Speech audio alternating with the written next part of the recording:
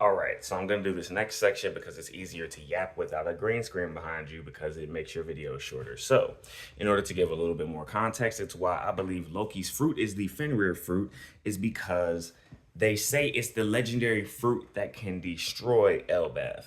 And for Elbaf to be a play on Norse mythology, it would only make sense that the fruit that's inside of the box is a fruit that is allowed to take down the, I guess we can say, the Elbaf world, because Elbaf kind of lives in a city all their own, having three levels, that being a lower, a mid, and a high level. And in Norse mythology, we know that to be Asgard, Midgard, and Hell. So for him to already be in Hell and for us to have not seen a wolf named Fenrir in the series this entire time, it only makes sense that the fruit inside of the box would be Fenrir. Because if we're really thinking about the Norse mythology, Fenrir is the beginning and the end of the Norse mythology.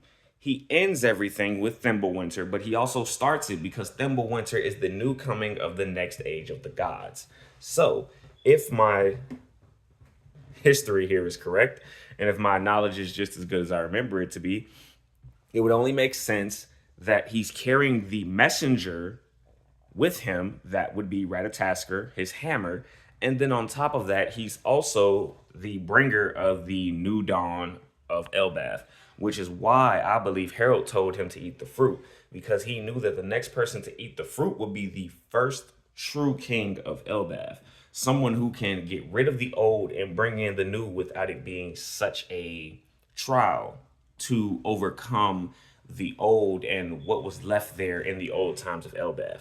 So I believe that the ancient legendary devil fruit that's inside of the box in Elbaf, I believe it is a mythical Zoan fruit or another mythical fruit similar to Luffy's. I'm gonna believe more or less that it's a Zoan. I'm gonna believe that it's a mythical Zoan model dog fruit type Fenrir, and that it'll have a secondary thought where it won't just be Fenrir, but it'll also have some slight hints to Surtur, the fire god, who also ends the story and starts Ragnarok. I mean, the hammer's called Ragnir, so why not bring along Ragnarok with it? And that's the big end of my theory for now. Catch you later.